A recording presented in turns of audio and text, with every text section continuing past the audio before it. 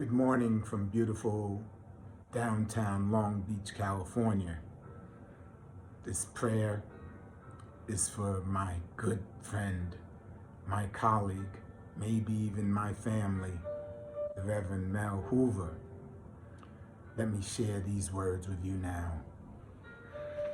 Mel, our association has been blessed by you, the minister, the man, the colleague, the friend who has been faithful in your trying to bring about a better world for all of us.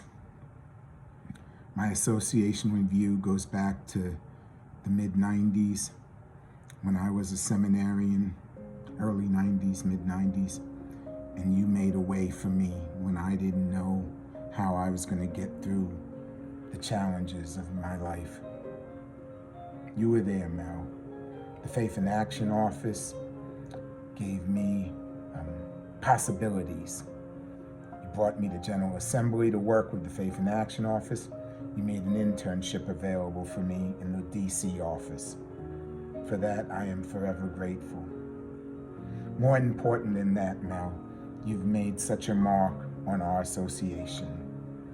Your tireless efforts to bring justice to light, to bear in the work of our association. Your intense desire to be both ecumenical and interfaith, cross-cultural, intercultural in all your doings and beings, modeled for me what was an appropriate way to do ministry. I was with you long ago in Los Gatos, California, with the DRUUMM delegates and others from the BIPOC community as we discerned the possibilities of creating DRUUMM. Wasn't DRUUMM yet, but the Diverse and Revolutionary Unitarian Universalist Multicultural Ministries in good measure would never have come to be without the efforts you shared with us. Let me close by saying these words and pray that your life, your family, your loved ones, this DRUUMM community and this Unitarian Universalist Association will forever be mindful of the prayer that you and Rose gave us long ago. I've used it many a September during water communion. Water is life, and you manifest it brilliantly.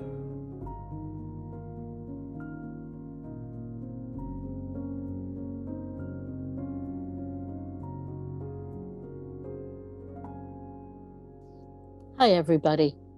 Would you please join me in a spirit of prayer and meditation? Our prayer tonight is one of gratitude and joy. We come together in love to honor and hear the wisdom of one of our elders. May each of us be blessed with open ears and hearts as we hear Mel Hoover tonight sharing his life experiences with us and his faith journey. May we remember that in the spirit of love and life, we are our beloved community. Amen, and so may it be. It's an honor tonight to be able to introduce my friend and colleague, the Reverend Dr. Melvin Hoover.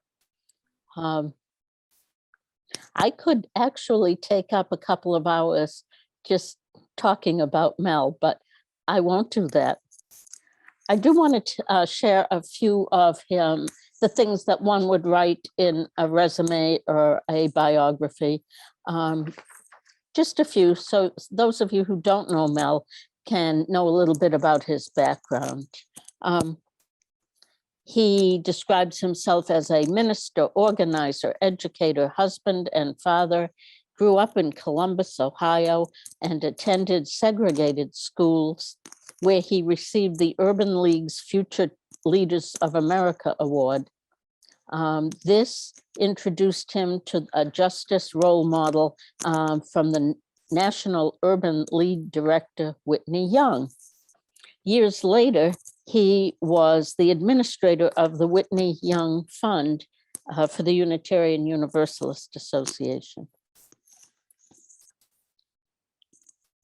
Mel was a ringleader of the Black student lockout, which led to the establishment of Black Church Studies program and a more inclusive faculty during his seminary days.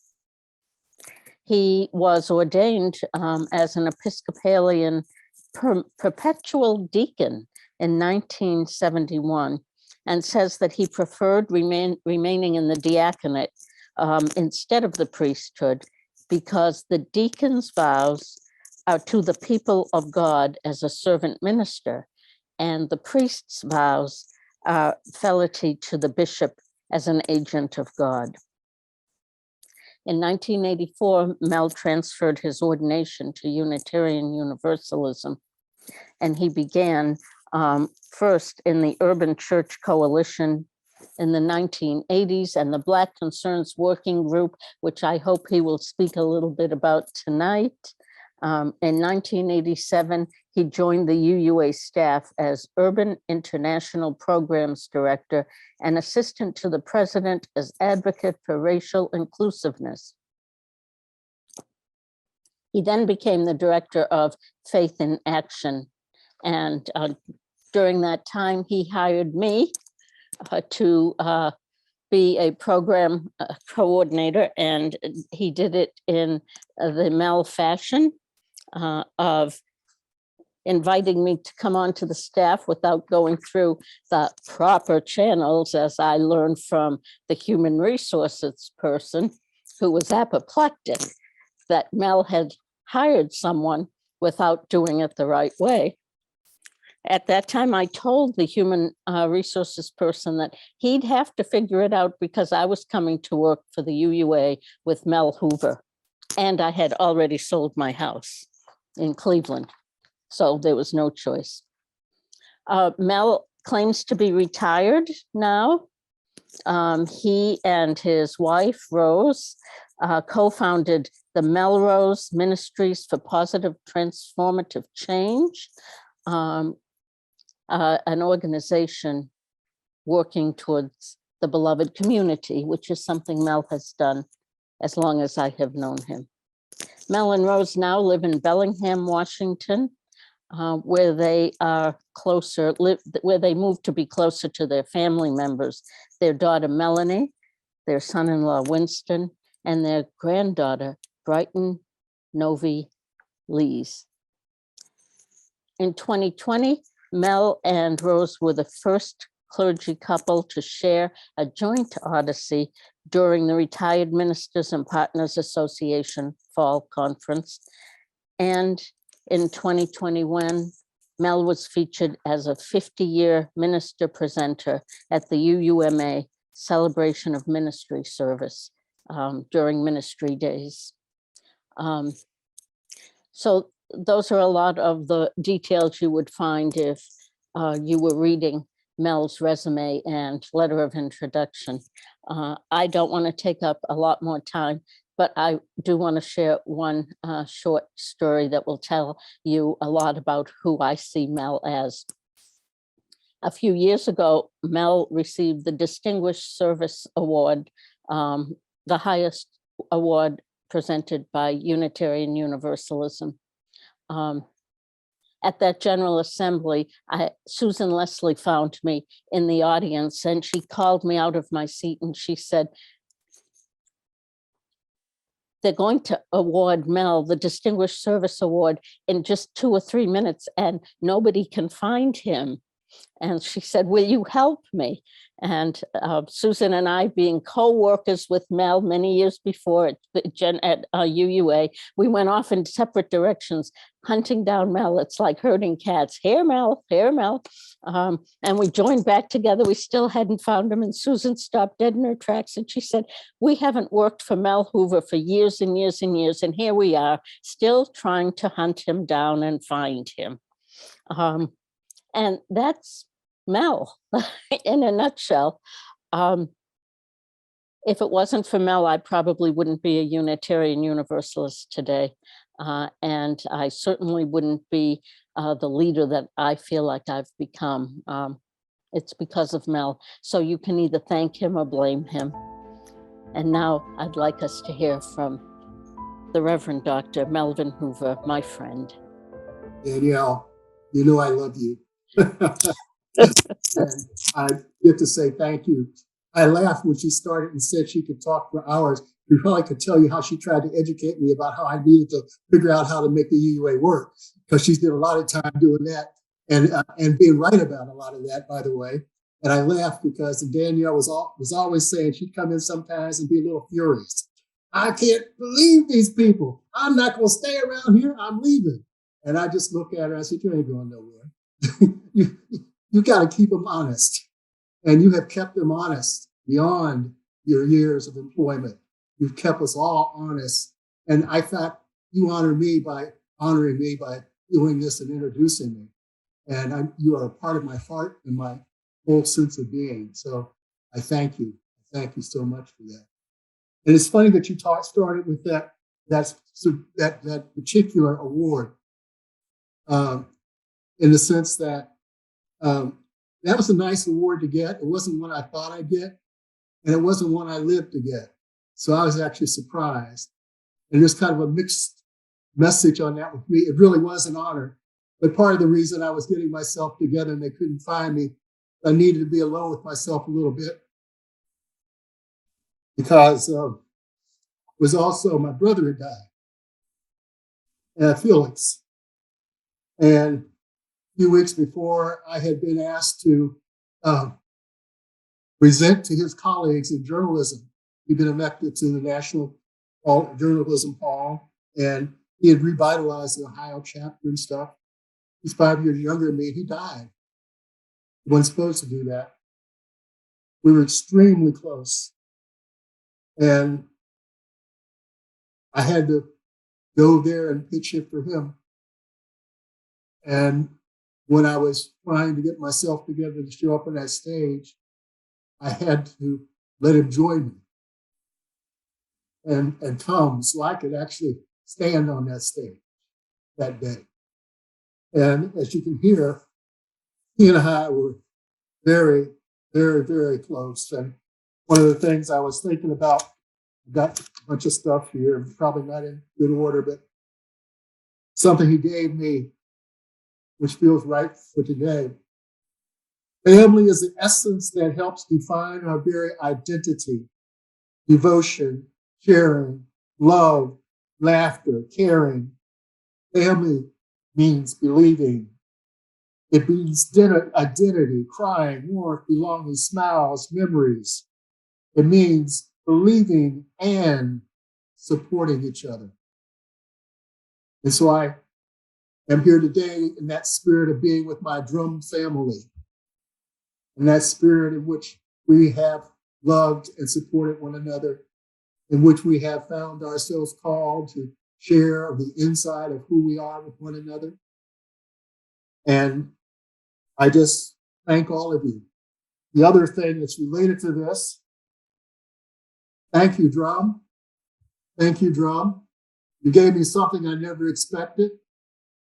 And that's this fact that probably a lot of folks today don't even know who this guy is. Some of the younger people, who's this Mel Hoover Award? I want to be clear with you. I never wanted it to be the Mel Hoover Award.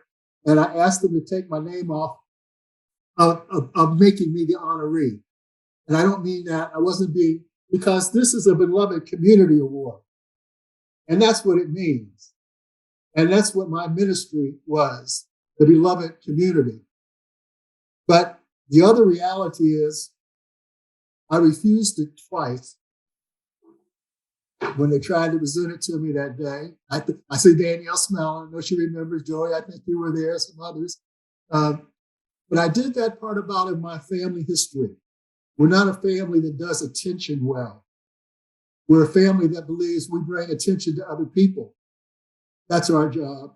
And also because my journey in Unitarian Universalism and how I had entered it and what I'd done for it simply wasn't done yet. And So I wasn't dead yet, ready to die. So it was kind of like within our family, in all seriousness, part of my Native heritage as well. And Robette Diaz actually was the person who we shared some Native American life and history and family together. And I told her what I was going to do. And part of that is I refused it twice because the first time is I need to be able to refuse it because of the desire for our being lifted up out of the community and not to get a big head. The second time was I needed to be able to go into my own heart and to clear it out and make room to accept in honesty and with deep gratitude that which was being offered. So in the third offering that she made, I received it. And that's been one of the more important, that's another one of those more important moments in my life. And I've never forgotten it. So DRUUMM owes me so much. I owe DRUUMM so much. And I'm so pleased that DRUUMM is who it is today. It's amazing. It's amazing from whence we've come to where we are, where we began with a handful of people. And I'm so excited about some of what you all are doing and have put together. We're carrying it forward. I'm so thankful that Joseph Lyons came back. We met a long time ago, and I saw him and says, this is the future leader. We got to get him back in the faith. We got to get him on board. He's going to make a difference in who we become. And I think I don't have to say anything more about that. I think all of you know that, right? That's true. But I also was just so aware, and I'm doing this I'm speaking as it comes to me. So I just want to be clear right now. I'm also here surrounded. If you were in my space, you know why this is important to me. I'm at a dining room table. I'm surrounded by family members and pictures and all the kind of those awards I just shared with you. And those things that have helped shape my life. So, but I want to read one thing as Joseph's gearing up something, and I'll tell you why I'm going to do it. And then I'll share the video. And I invite you in the spirit of listening. It's called, And So We Remember Them. In the rising of the sun and in its going down, we remember them. In the blowing of the wind, in the sound of rain, we remember them. When we are lost and sick of heart, we remember them. So long as we live, they too shall live, for now they are part of us. It is right to treasure those who gave us strength. It is right to treasure the power of hard lives well lived. We share a history of those lives. We all belong to the same motion. They too were strengthened by what had gone before. Those who lived before us have not melted into dust and have not disappeared. They are with us still. The lives they lived hold us steady. Their words remind us and call us back to ourselves. Their courage and love evoke our own. We, the living,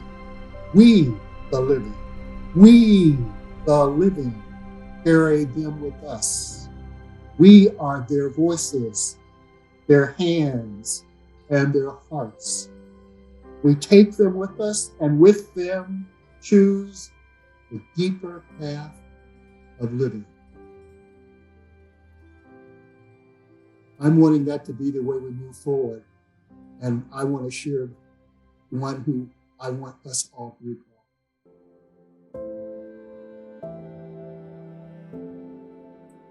When our daughter was born, because I was in the interfaith movement, and at that point in time, I could see good things that happened. I couldn't take the next step there. And the irony is, I was head of the Council of Churches and Synagogues in Lower Fairfield County, Connecticut at that time.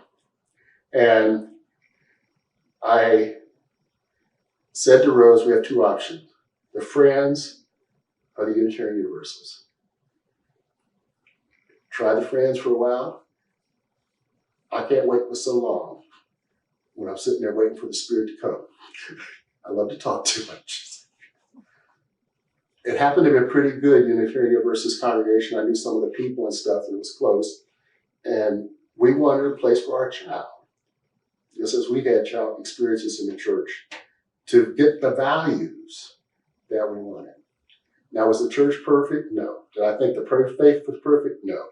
But I thought that it was a place that we could supplement, we could monitor, and that we could be an interracial family and be accepted.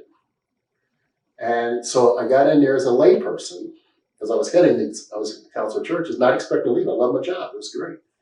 But through that experience, I got exposed to the district events, Metro New York. And so because of course I was Black, so folks were going to grab me up, right, when they thought I was going to do something. Because I was out of the church as a layperson, technically.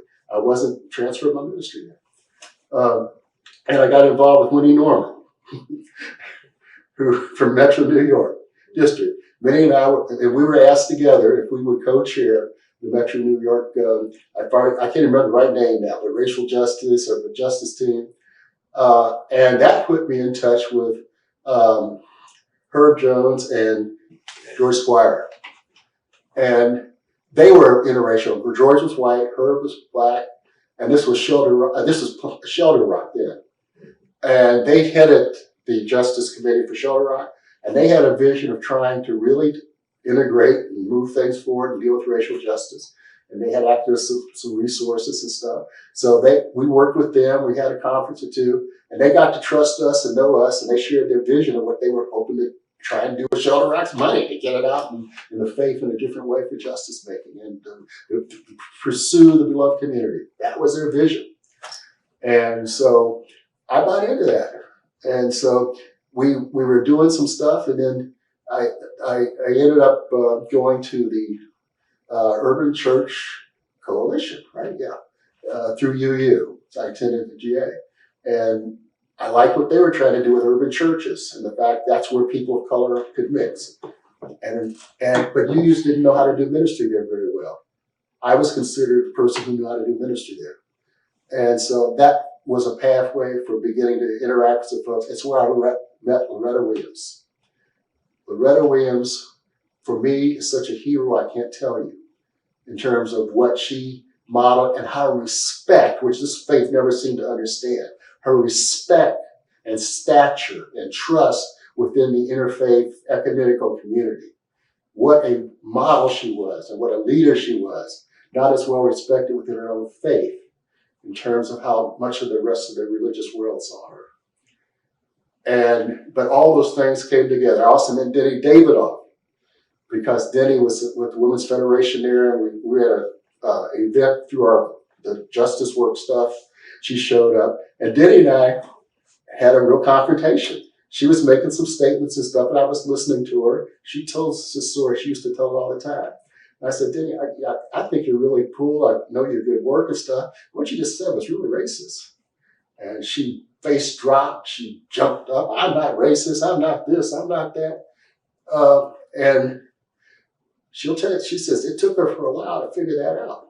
And I say all this because part of that was, this is about, and I didn't know at the time, it was shaping for a ministry I never really expected. And I never expected to do it within Unitarian Universalism. But the thing I had come to believe, that one of the gifts we have as a faith, and I've worked with religious groups all over the country, around the world,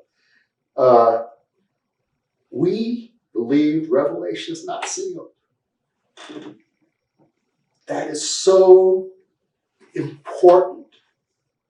We believe that Revelation is not sealed. Christian congregations and others have stopping points.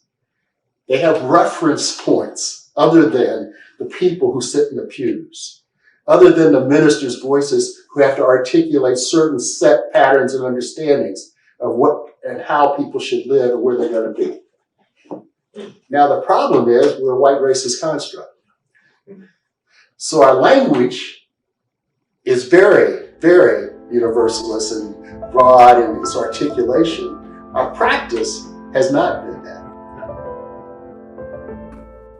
It's really important for us to remember those who've gone before and what they bring to us and what they teach us and how they lay the groundwork. It's important to remember that we too are elders, or can be if we live long enough. And we have a role to play. It's interesting because I never thought I would live this long. I never expected to be an elder. And there, but for the grace of God, in my tradition of growing up, that could have been true. One of the things I've learned about life, my mom is a wonderful human being, and as is my dad. And so I'll do this. I'll show a picture. I think you can see it. My mom and dad. See it? That's my dad, Alfred Benjamin Hoover, Marisha Louise O'Neill. They came together because of a coconut cream pie. My mom was out of the family, out of Georgia, out of Talkinsville in Thomasville, Georgia, in Atlanta. And I'll talk about that a little more later. We moved up to Ohio, initially to Youngstown when my grandfather's sister was there, and he was sick and they thought he was going to die. And my dad was family, and the Hoover family was basically centered around Columbus, Ohio. And my dad and Ralph, Uncle Ralph, his uncle now, was married to Mom's second oldest sister. And they worked at Timken Roller Bearing Company. And one day, Ralph shared a piece of pie with my dad. My dad just said, "Wow, that was delicious. I sure would like to meet the woman who made this pie." Thinking, of course, his friend Ralph would go home and meet her wife. And so he went home to dinner the next week. And Uncle Ralph introduced him to my mom. Said, "Well, you wanted to meet the woman who made the pie. Here she is." Now, I must say, the dad was much more impressed initially with Mom than she was with him. And she'd come out of a relationship with a doctor and was kind of recovering a little bit. But for whatever reason, she said, "Well, I will go out with him." I think he asked her once or twice. And the second time, I think she said, "Let's go out." I'm so thankful that happened, because otherwise I wouldn't have a story to tell. But they fell deeply in love. And within a year, we're married. But Mom got a little sick towards the end of her. She became pregnant. And she was struggling a little bit. And that's when someone I didn't know then, but who was someone who was important to our family network forever, was Dr. P.H. Blunt. She went to the hospital, and I wasn't sure I wanted to come into this world, I guess. I thought I wasn't doing so bad where I was, but somehow they wanted to pull me out and bring me into this space and place with all this noise and crazy flashing and other stuff. And, all I know is I wasn't sure I wanted to stay around. And of course, it was the hospital in Columbus, Ohio. That time, they had just recently had residents, doctors. He was the only actually Black physician who had full hospital privileges. And Dr. Blunt made sure when he delivered me, he did the assessment. I needed some extra support, incubator and all that kind of stuff and caring. So he carried me to that incubator and put me in and stayed there for 24 hours. Make sure nobody else made the mistake of thinking another baby needed it more. And I say that because of course, I didn't know that then. I know the story later. But what I know is that he saved my life.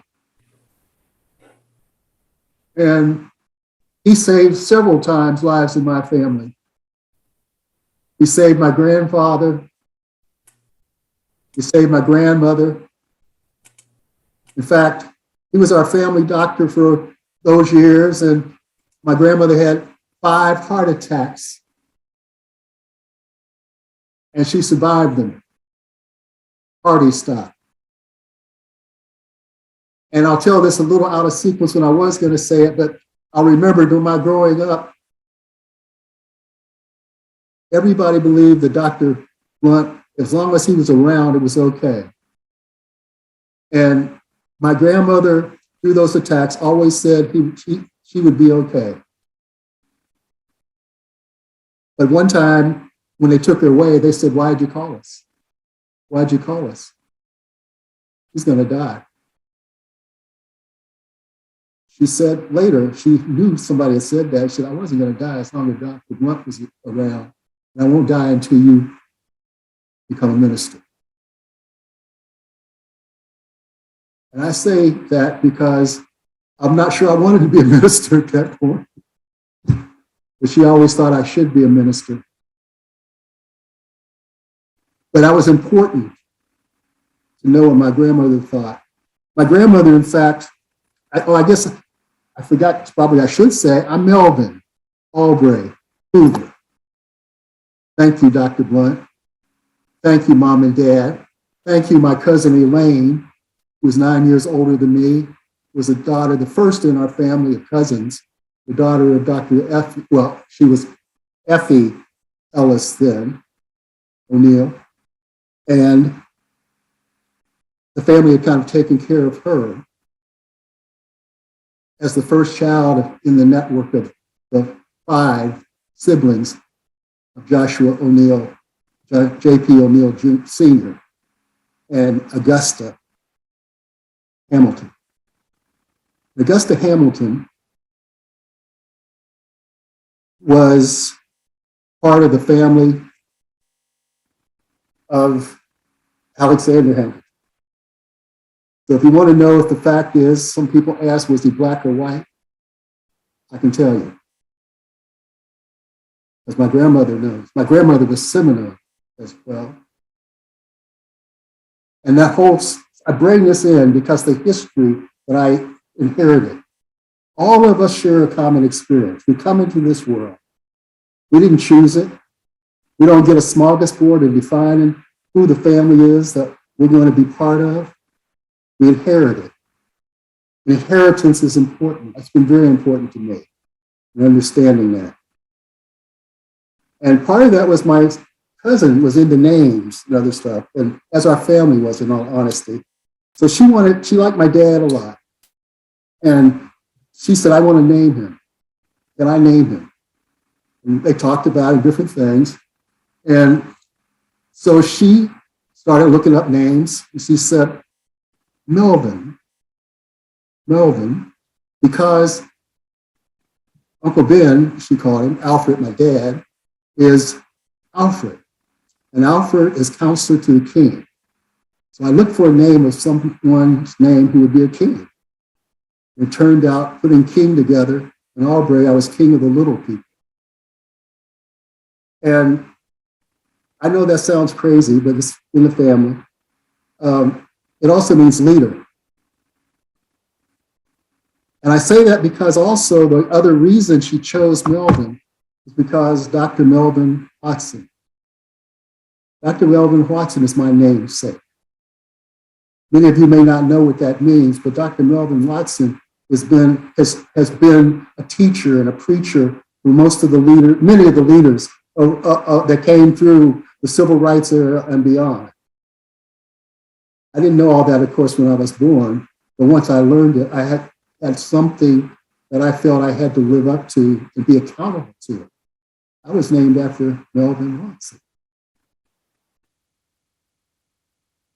And what's so interesting is the thread that's come later in my life. I'm doing this a little different than I thought it was, but I talked to Howard Thurman last night. I talked to Melvin Watson last night because the other reality is that it turns out that Dr. Watson's mentor and his role model was Howard Thurman, his teacher. And his teacher was very close to him throughout his life. Actually, Melvin's being close to Dr. Thurman's through his life. And the other reality was that Dr. Watson almost married my Aunt Effie. And the family, he was part of our family in those years. So it felt that I had to carry on that name and what it meant, not just for me, but for the family. And his counsel through the years of my growing up was very important. The understandings that I got from him and the gifts, he was a quiet, powerful man, great teacher. He didn't seek fame. He worked to help empower others. He talked about a ministry of empowerment and to help one another be able to find the best in each other and to help other people live their best lives. It so happened that later in life, I found my mentor. What do we think when you go into a place where you're not sure what your path's supposed to be? And you come into ministry with the sense that when Dr. King was killed, I made a commitment. I made a commitment that if he was dead, that some of us had to figure out how to make the beloved community real. So I went to seminary. I didn't go to the seminary that would not have served me well at that time. But something happened in the world. The seminary happened in Rochester, New York, which brought together the intersectionality of religions, the Protestant, the social gospel, Protestant faith, the progressive Episcopal seminary, the progressive Catholic seminary, Crozer Seminary, which was Dr. King's seminary, the University of Rochester, for a new sense of how do we do faith, how do we do understanding of helping religion be active and intersectional and be a force within the world. There's also in the town of Rochester, New York, where Kodak was, and the fight organization, which I knew was one of my seminary friends, was also one of my best friends in Columbus. And he told me about that and the battle of the importance of organizing as being part of the gifts of ministry. So I said, well, why not? Let's try it. I didn't think I could go, except when King was killed, and I'll just tell this, I will tell you, it was a moment in my life. I was sitting in the cafeteria of the Ohio SU Seminary, and when the word came across, I felt like I'd been shot. I thought that my life was in shatters, as did all those around me. Sitting in our cafeteria, a big, actually, student hall, it's not a cafeteria, it's a huge place. Kids of color came in weeping, crying, screaming on one side.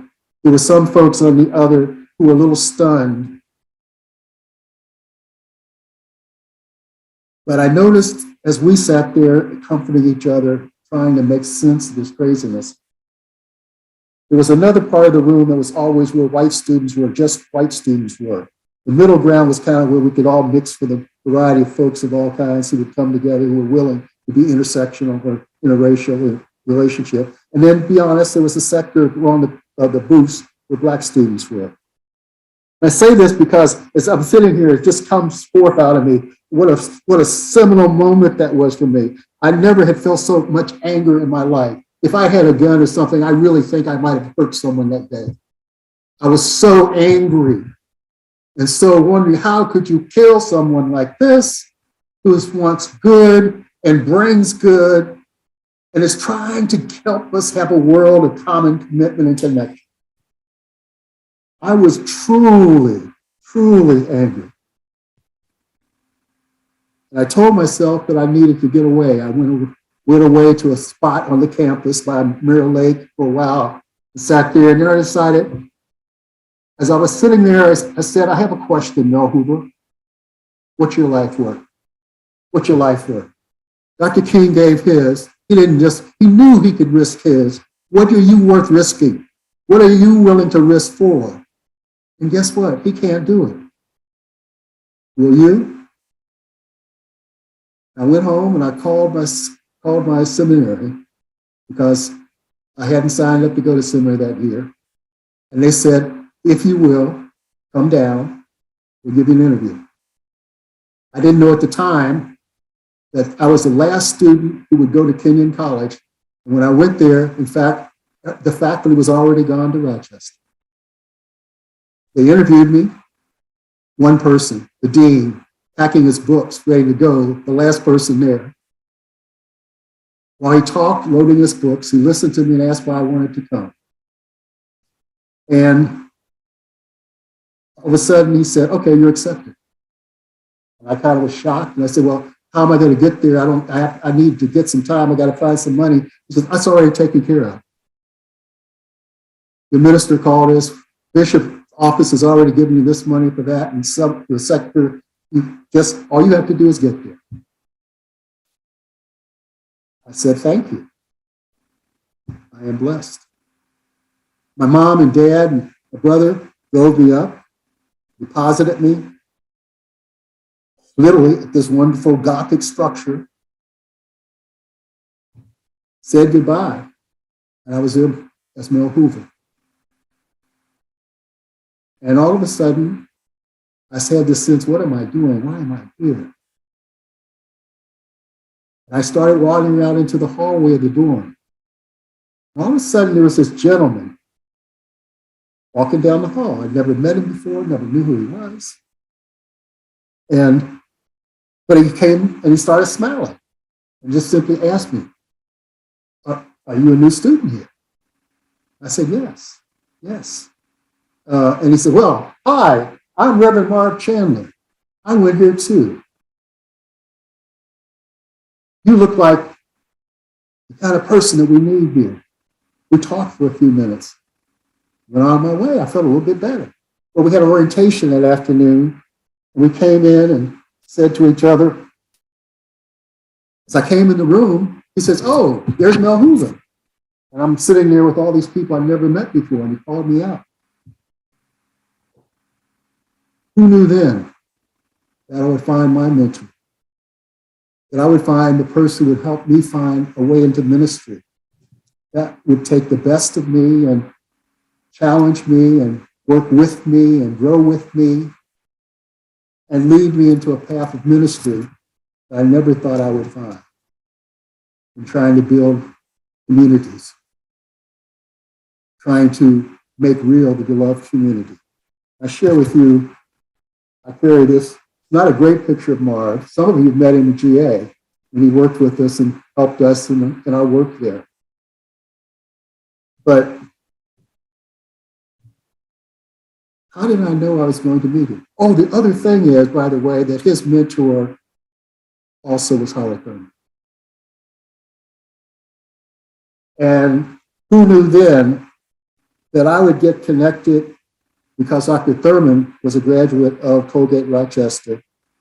And when he would come, we would have lectures. He had several lectures. And who knew when one day Marv said, well, Dr. Thurman asked about you. How do you ask about me? I've only talked to him a time or two. And he says, oh, he told me to keep my eye on you. Told me to keep my eye on you. And that began a kind of a lifelong relationship. I know you think I'm crazy when I said I was talking to Dr. Thurman last night, but I was. We would have these conversations sometimes when Marv was in the middle, and Dr. Thurman would talk to Marv about things, and Marv would talk to me about them, and we'd pass them back and forth across the way. And at that time, before I was graduating, and before I'd met my wonderful wife, we became a clergy couple. I got to thinking, what he tried to do to create the Church for the Fellowship of All Peoples would be a great idea. to try and bring us all together across all our differences, quote unquote, because 99.1% were alike. And that's what he believed. That's what Mara believed. That's what they helped me believe. That's what allowed me to come to Unitarian Universalism. And before the clip you saw, when I was talking about coming to Black Concerns Working Group, that was my choice. I was happy in my ecumenical interfaith work.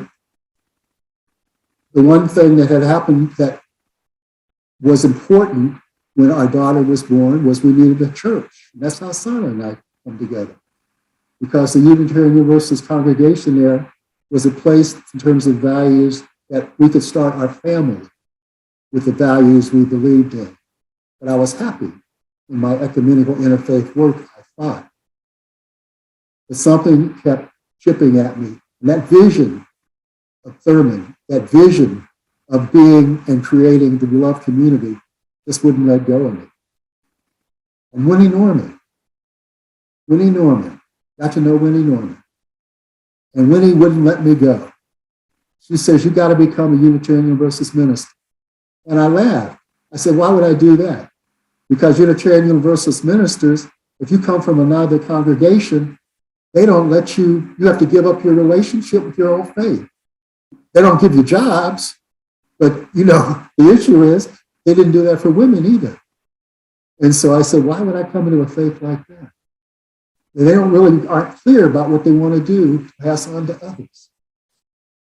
And so anyhow, she wouldn't stop. So she got me going to GA, and Rose and I went to a GA. So it happened that I met Gene Pickett and Bill Scholes when Pickett was the president. And I actually knew of Gene through the civil rights era. And he said, come and join us. And I laughed, and I said, you aren't ready for me, Gene.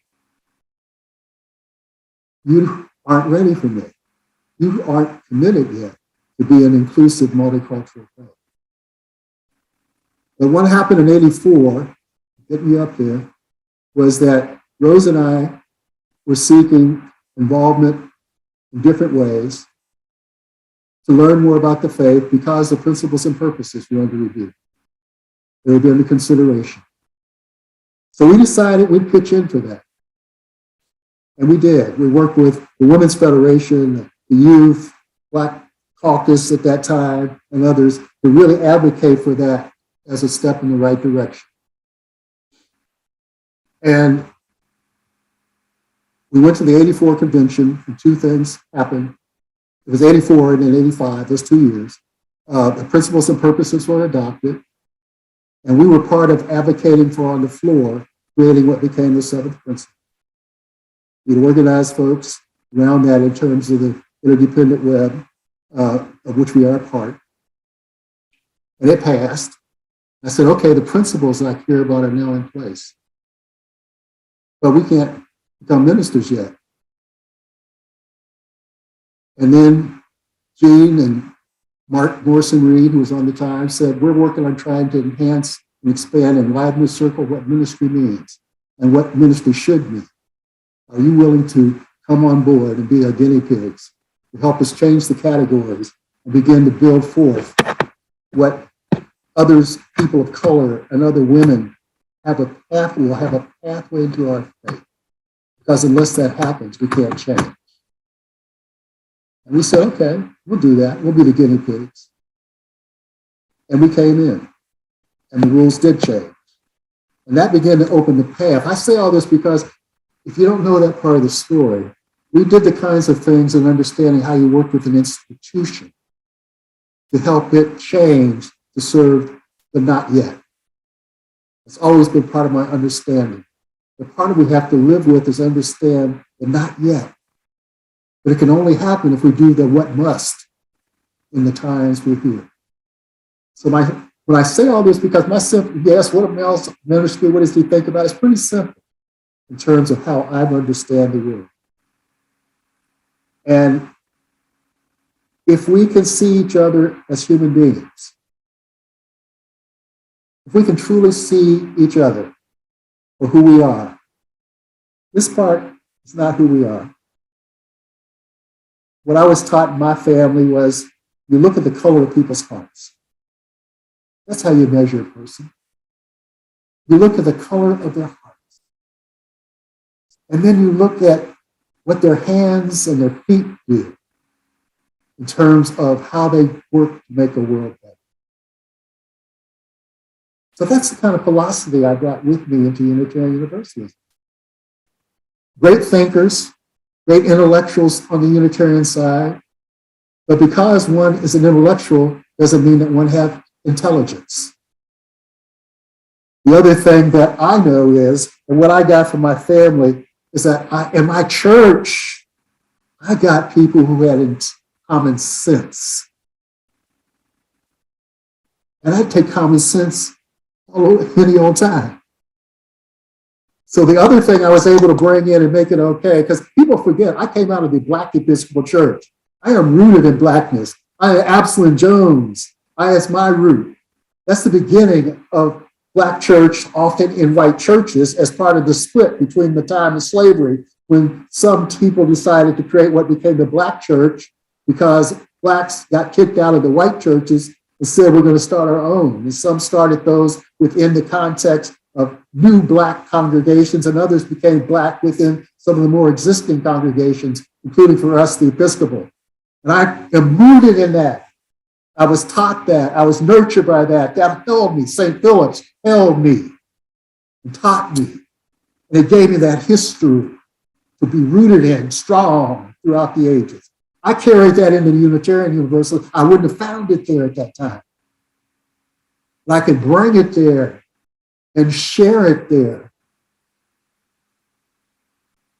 And that was one of the reasons I thought I was put there. I came there.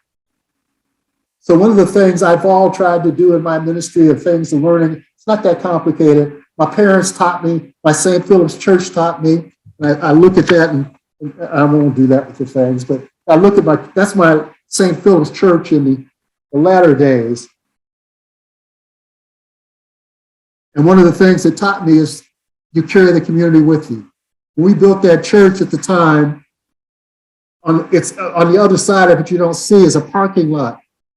And on the other side of that parking lot is a YMCA that the church built. We built them both because you do church within the walls of faith and you do work of the church outside the walls. That taught me. I grew up with that.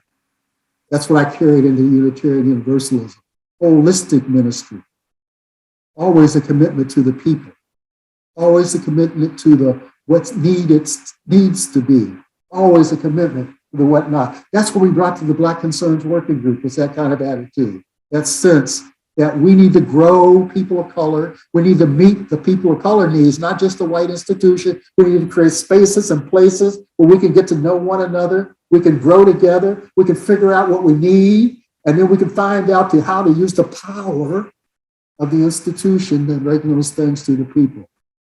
And if we do that and they're cared for and their needs are met, other people will know and they will join. And we'll build these things step by step. And I can remember when we started those little times in my suite, when I went on staff, Leon's at fault, Michelle's at fault. I want to bring them into this because they're the reasons I'm in this faith.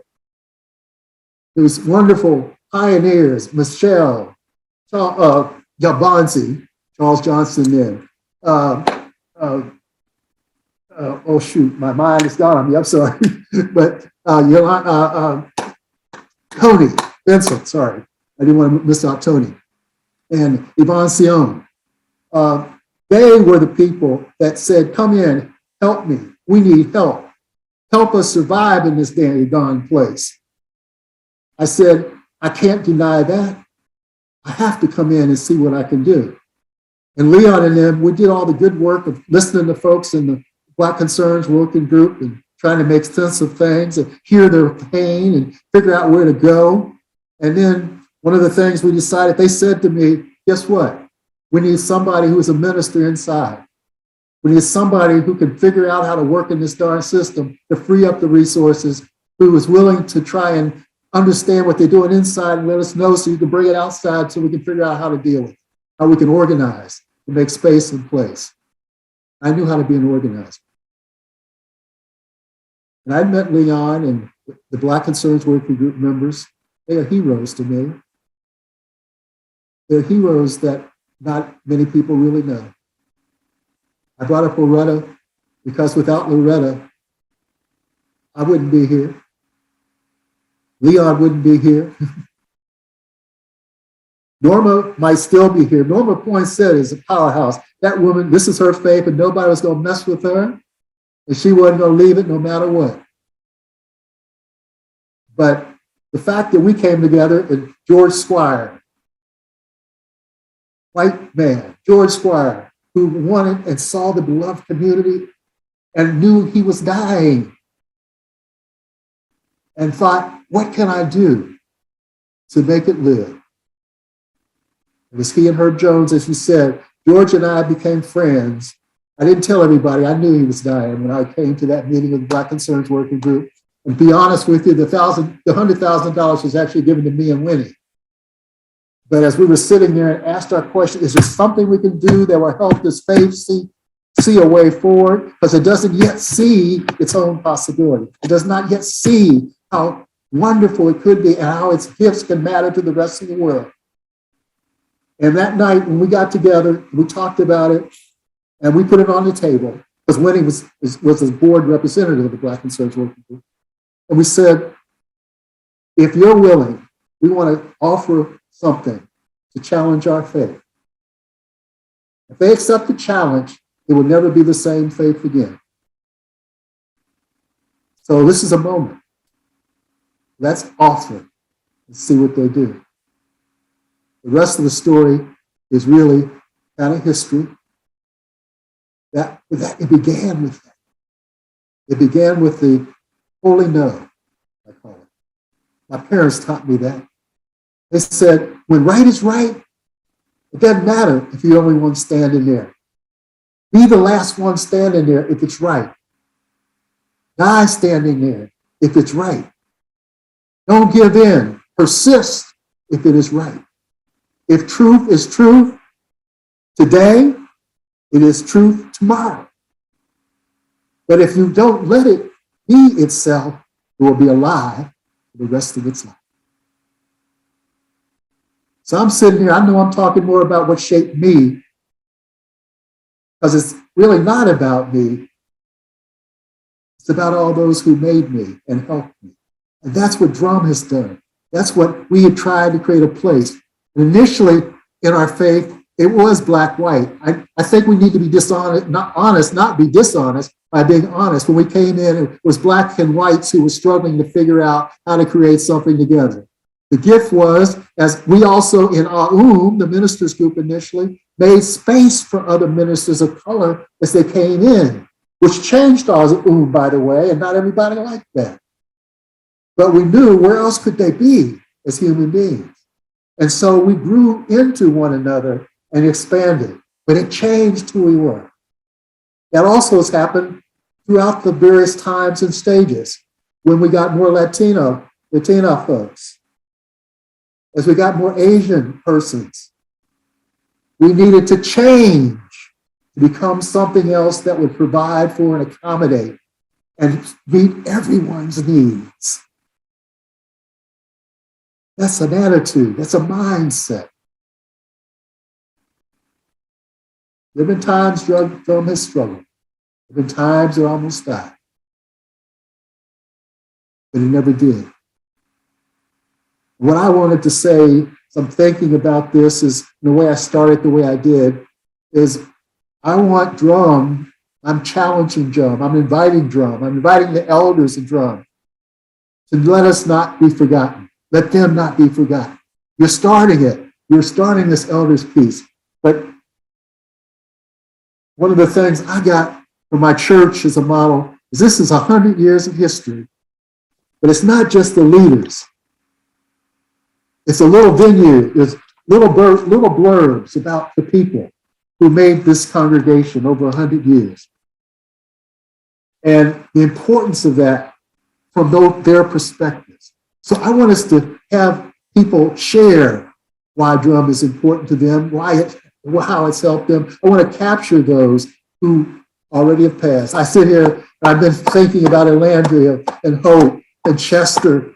They've been with me as I've been sitting here. Betty Holcomb. I could go on and on. There's just so many people. And how blessed I've been that they've been in my life. How blessed I never would have known them, would have been such a loss to my life. I never would have known my brother from another mother, Leon Spencer, as we truly are. We've trusted each other with our lives. And I don't mean that lightly. I mean that seriously.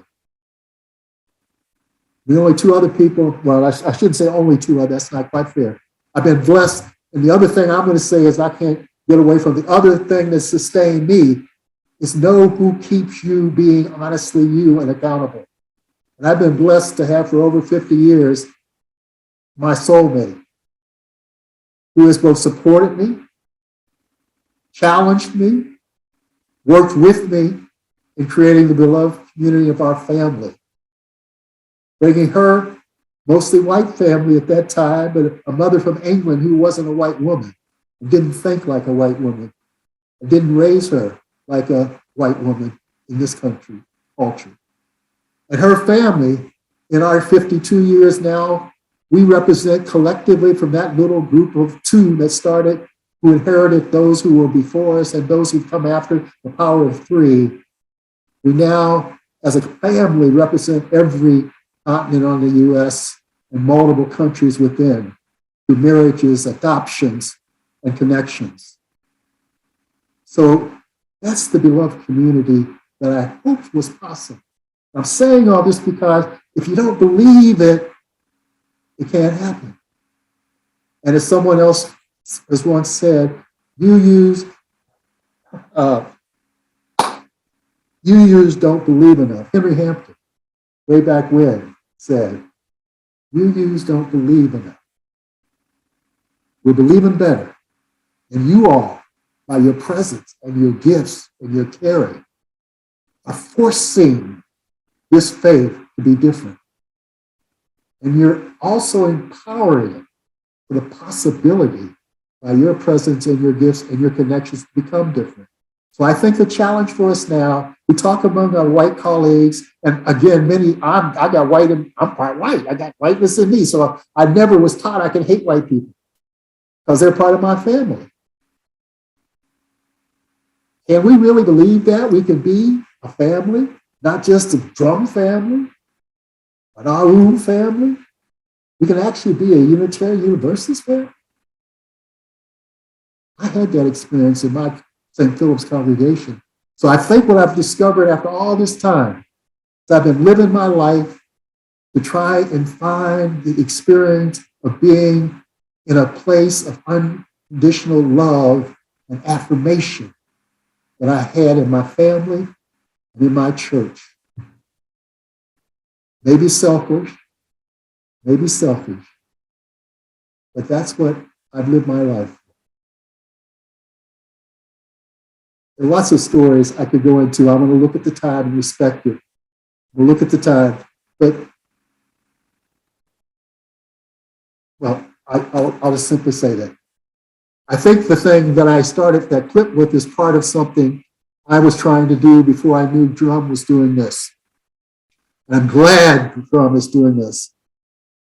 And I was asked in 2019, since everybody said I never wrote the book, I kept saying I was going to someday write it. People kept saying write because I kept moving from thing to thing to one of the, another good opportunity or not. But someone said, some of us have been talking, and you're a storyteller. My dad was a storyteller. I was born with the third eye. Some of you know what that means. I was, with my native culture, I was called holder of the hoop. Those are things that are just part of who I am and what I've been in my life. And so I got challenged to say, come and just talk, which is what I'm doing now, and let it be what it be. And I said, well, I can't just do that myself in terms of trying to tell the story behind the story of how people of color have survived here and grown here and thrived here. I said, I got to pull my brother of another mother in, at least. And he joined me. And we thought we were going to spend a day. And the day got moved to next 2 days. And then we're sitting there, we said Pat Collier, who's another one of the persons we've, over the years, who's been in this work and part of helping UUism become better than itself. And we invited her in. And then we started talking. And we started identifying all these people. Other conversations need to be telling this story so people know the story beneath the story, so we know the real story that most of us don't know, people of color included. We need to tell the truth to one another. And we need to share the truth in a larger faith in all of what it means. So that clip you saw was from that time. COVID intervened. We had no idea. Leon and I talked to each other a couple times because we weren't in charge of the filming and the creating, even though Leon ended up with the camera, she gave it to him, but that's at the end so he could do more if he wanted. But so 2 years passed. And Leon and I had just had some conversations over, a month or two ago. So, Leon said, well, I may call this time and find out what's going on. And all of a sudden, a week or so ago, right before you all had asked me to do this, after, but before this is going to come on, we got that up 2.5 days of conversation and went, oh my God. We had a few things to say, didn't we? And it got ordered in a way that gave it some body, some framework. And as we both looked at that together, we said, my God, we just kept, who's got to talk about it? We see that. We got Hope in there, who was one of the people who encouraged the people to talk about it. We got Hope talking about why this is important to her. We've got other people we know we identified. We got Bill Scholes. I didn't tell that part of the story. If it hadn't been for Bill Scholes, you wouldn't have had me. He had my back. I forgot the one question I forgot to say, and I will stop after this, but before I said yes, even though Leon and the others had asked me, and I knew we needed it, because I turned down the opportunity to join when it was Gene Scholes and Gene Pickett, Bill Scholes, sorry. But of all the other things that have happened, and we talked to the Black people and brown people in our pews over those 2 years, I heard the pain, I heard the desire, and somehow I still saw hope. But I said, Bill and Kay, I'm willing to entertain this. However, I need to ask you a question. What kind of Unitarian Universalist faith are you trying to grow? What do you see as the Unitarian Universalist faith 25 years from now? Who's in it, and why do you want this growth? And I said, if you want to grow to Unitarian Universalism, because they would invite me in to help expand it and help us grow, I said, if you want more Unitarian Universalists, you don't need me. You need a white person. You need to find all the growth experts who've been telling you the fastest way to grow is to advertise and promote yourselves in white communities and intellectual communities. I said, that's not the faith I'm trying to make happen. Now, if you want to talk about a faith that might even be smaller, a faith that in fact, though, is representative of the reality of humanity, is committed to create in the world a sense of an example, a living example of living community and beloved community, I'll give my life to that. And I'll give you 3 years to see if you're serious. And what they said was, we'll have your back. No matter what, we'll have your back. And some folks can tell you it was hard to hold my back sometimes in those years. But they did. And that gave us a chance to help others see the journey. So I just want to leave that sense. We talk about that building, the little way, seeing the vision of something first, finding the right step to start, and then finding the next right step. That's what we've done with building the people of color communities. It didn't happen all at once. And people being right in our pews aren't all there yet in terms of their capacity to understand the white community. We have to help them grow. But you know what? As hard as it is, I think about those ancestors. They persisted. so I could live, so I could be here to run my mouth like this today to you. We have to persist. Winnie Norman, who said, they will not ignore me. They will not ignore my family. I am part of this faith, and the faith will have to learn to be part of me. That's all I'm saying. If you care about what Unitarian Universalism can be, what it needs to be, we have to persist and we have to survive. I say, I say. So may it be.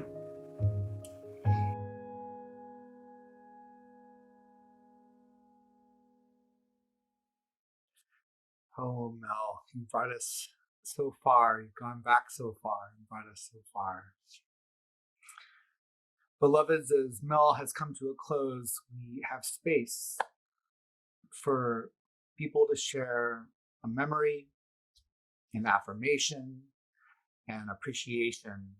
And we ask you to share the space by taking 1 to 2 minutes. And of course, say a little bit about who you are and how you know Mel. So you can raise your hand or drop your name in the chat. We'll try and help with some facilitation. And I invite folks to help get us started. And looking to some of our veteran leaders here, I see Leon. Would you like to start us off? There, I can. I am old and I am textured, and I have to write everything down now, at least make some note in order to remember it. My brother Mel, you bring up so many memories, but I'm going to give a quick weather report. The quick weather report is that in Georgia, we're having severe weather and the storm is here again. And when I think of that, it reminds me of Hurricane Gloria. And Hurricane Gloria, my first meeting with you.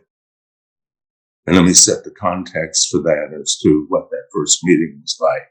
And I'm going to talk fast. It's going to be fragmented, but it's from my heart. It was the Picket House, Boston. Dr. Norma Poinsett and I were the only 2 people in the building. Nobody was there.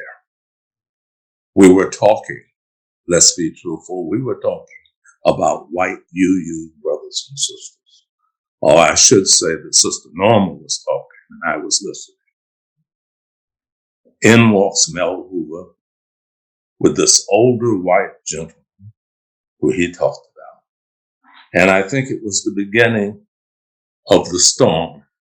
And the storm, let's call it the Black Concerns Working Group. It was also the discovery of my brother by another mother, as we call each other. Hurricane Gloria was powerful. It caused significant damage from the lower part of the United States right up to Boston. And that wasn't something new. And during that time, the storm moved westward, eastward. It went actually from Boston to Europe. That's how Mel's work has been that way. And we never ran from a storm. Never ran from a storm. Gloria intensified. We stayed. We stayed. Do you remember what you said about the 5,000 bucks? I'm sure you do. We had 5,000 bucks to eradicate racism in the world. And you said something, and Norma and I, we sort of fight over this. We said, no, we said that. He said that. We said, let's go get something to eat. Let's go and just spend the 5,000 on whatever. But we didn't. But we are still in a storm, and I want to thank you. I want to thank you because you remind me a lot. Your love, your leadership, your perseverance, perseverance, guidance. And no matter what the problem is, or how strong the storm is, you know, John Lewis talks about this in the sense of being in the yard. We were in the yard, and we were children in the yard. The storm was coming, and we didn't know it. And the shack was the UUA. And you kept some of us in. We went in the shack. And we went through the storm. And we came out, and we know there's another storm. Always another story. And we're still there. We're still here. I love you. Respect you.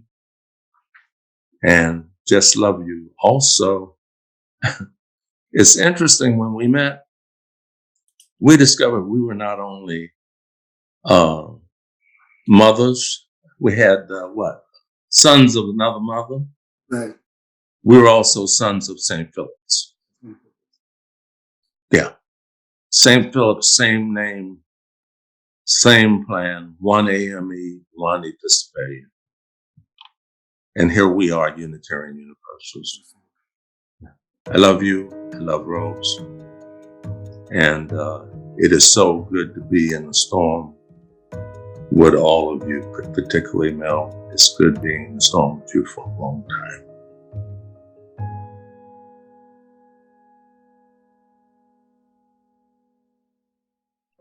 Mel, may you be blessed with joy, with abundant grace, with love.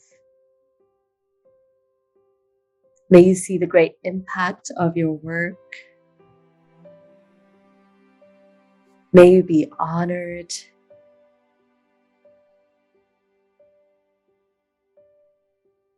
May you know you're cherished.